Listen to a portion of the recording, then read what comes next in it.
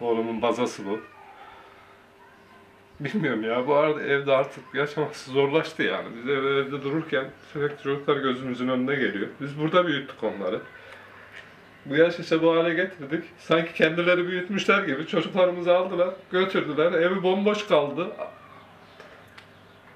Rabbim bunu yapanların çocukları varsa biraz merhamet duygularına bir baksınlar ya. Bizim ne kadar merhametimiz bitmiş, içimizde hiç merhamet duygusu kalmamış desinler artık, buyurun.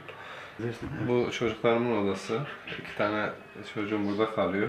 Oyuncaklar da burada.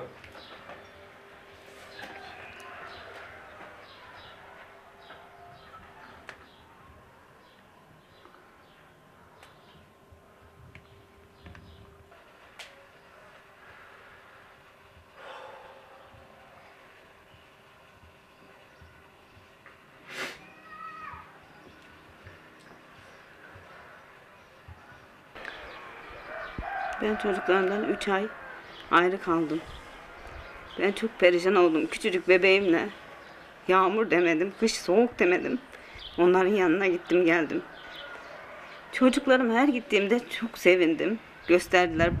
Bazı zamanlar göstermediler büyüklerini ama çok üzüldüm. Çocuklarımı gösterdiler. Çocuklarım beni görünce seviniyorlar. Giderken hep üzülüp ağlayıp geliyoruz. Son gittiğimde anne baba bizi de götür eve. Biz dayanacak gücümüz kalmadı. Ne çocuklarımın dayanacak gücü kaldı ne benim. Ne de eşimin. Yani gücümüz kalmadı. Biz perişan olduk. Çocuklar öyle orada ağlaşıyor.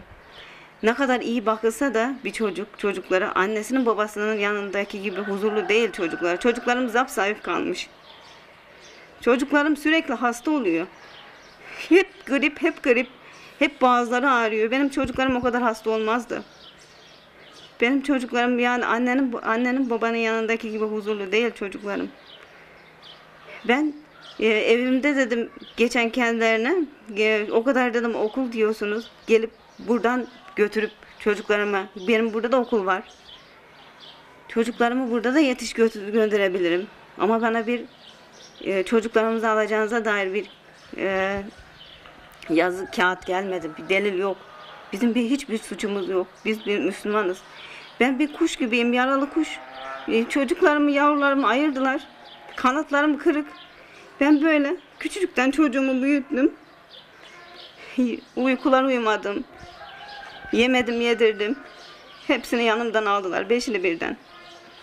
Daha dün öğrendim. Bu küçücük yavrumu 1 yaşına gelince bunu da alacaklarmış. Ya bu kadar vicdansızlık, bu kadar zulüm olur mu ya?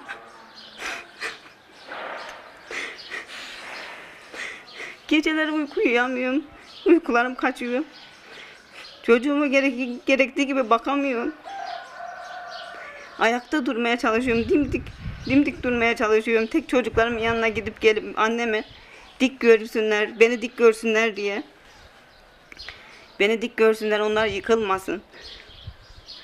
Ne kadar onlara kendimi dik görüşlü göstermeye çalışıyorum o gittiklerimde. Güzel konuşuyor, huzurlu gibi gösteriyorum kendimi. Ama benim ciğerim yanıyor, içim kan ağlıyor. Ben çocuklarımı istiyorum. Bir an önce çocuklarımı bana versinler. Çocuklarım da beni istiyor. Eşimi istiyor, evimizi istiyor. Anne ne zaman eve gideceğiz? Evimizi özledik diyoruz. En son gittiğimizde çok kötü oldu. Bayılacaktık hepimiz, çocuklarım birden kolonya yetiştiriyorlar.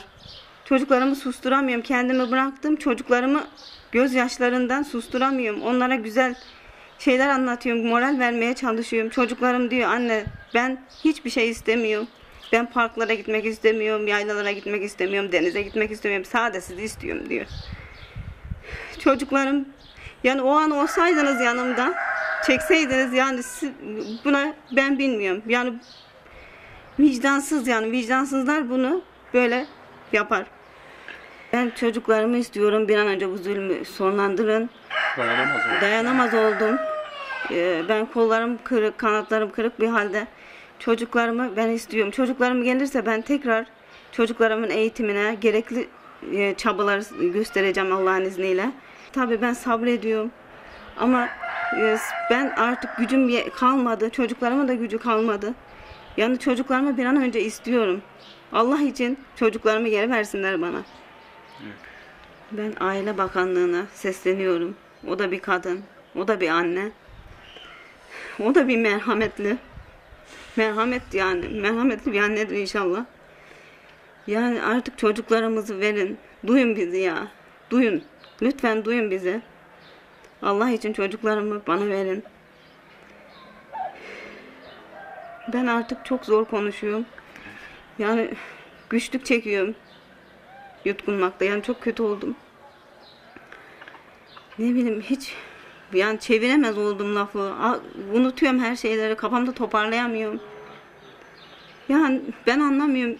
Bilmiyorum. Çok zor durumdayım. Elbiselerini kaldırdım. Yani o çocuklarımın yataklarını gördükçe onları hayal ediyorum. Yani gözümün önüne geliyor. Gözümü kapatıyorum, çocuklarım gözümün önüne geliyor. Tek tek. O hele o küçük olan daha çok bana sarılırdı.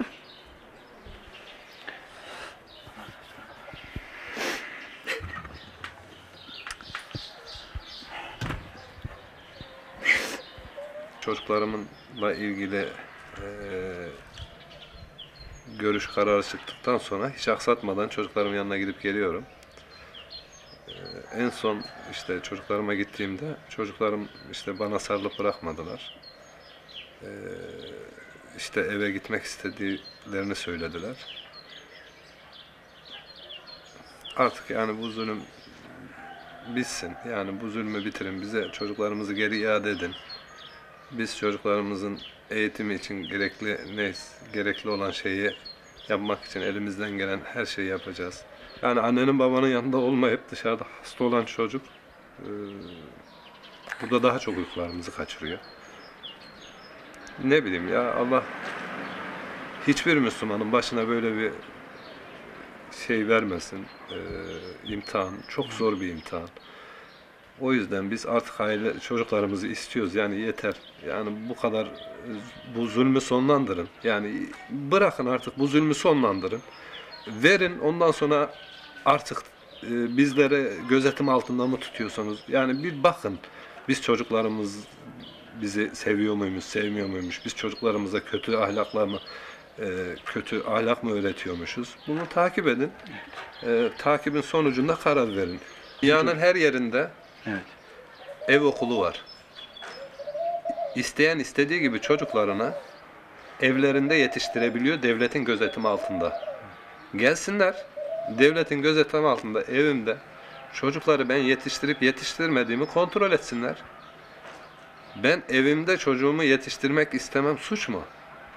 Çocuğumu evimde eğitmek istemem, suç mu? Yani gelip işte bir tanesi bana diyor ki işte sen öğretmenlerin verdiği gibi bir bilgi veremezsin.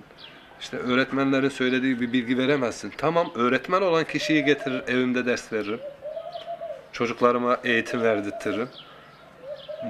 Bu dünyanın her yerinde varken niye benim çocuğumu evde yetiştiremiyorum veya çocuğumu evde eğitemiyorum ki? Yani bu benim hakkım değil mi? Yani bir insan çocuklarını evde yetiştiremez mi? Ve velev ki çocuklarını evde yetiştiremez deseniz bile bu şekilde çocukları alıp aileden götürüp zorla alınıp götürülüp orada psikolojinin bozmaya, aileyi parçalamaya ne gerek var? Kesinlikle ben çocuk fenini de öğrenecek, matematiğini de öğrenecek, hepsini öğrenecek çocuk bilgili olmalı. Bir Müslüman ilimli olmalı, bilimli olmalı ama bunun nasıl yapacağına aile karar vermeli. Mesela adam istediği gibi, dünyanın istediği ülkesinde okutma hakkına sahip. Yani evinde ders verme hakkına neden sahip olamasın ki? Yani o öğretmen gelip benim evimde ders veremez mi? Kesinlikle ve kesinlikle yani şöyle bir algı oluşmasını istemiyorum. Biz eğitime karşı değiliz. Çocuk kesinlikle eğitim almalı. Fakat eğitim alırken çocuğun istekleri de göz önünde bulundurulmalı. Yani benim çocuğum eğer ki evde öğrenmek, okumak istiyorsa evde eğitim verilebilmeli. Bana, çocuklarıma sorulabilir. Orada tek tek sorulabilir. Siz okula gitmek mi istiyorsunuz, evde mi eğitim görmek istiyorsunuz diye. Bir tane çocuğum eğer çıkıp biz evde eğitim görmek istemiyoruz derse o zaman ben suçlu olurum. Ama ben çocuklarımı her zaman için evde yetiştirirken en güzel şekilde yetiştirmeye gayret ettim, gayret gösterdim. Yani benim söylemek istediğim şu, kesinlikle ve kesinlikle çocuk eğitim almalı. Ama eğitim alırken aile de çocuğa evde eğitimler, yani dünyanın her yerinde olduğu gibi ev okulu olabilmeli. Yani illaki okullarda çocuk okutulacak diye zorlama olmamalı diye düşünüyorum. Çocuklarımın eğitim almalarını sağlayacağım. Yani o çocuk eğitim alacak. Yani çocuklarım geri bana verilirse o çocuklarım inşallah eğitim alacak. Bir okula gönderme zorunluluğu için yuva parçalanamaz. Yuva yani aile bu şekilde parçalanamaz.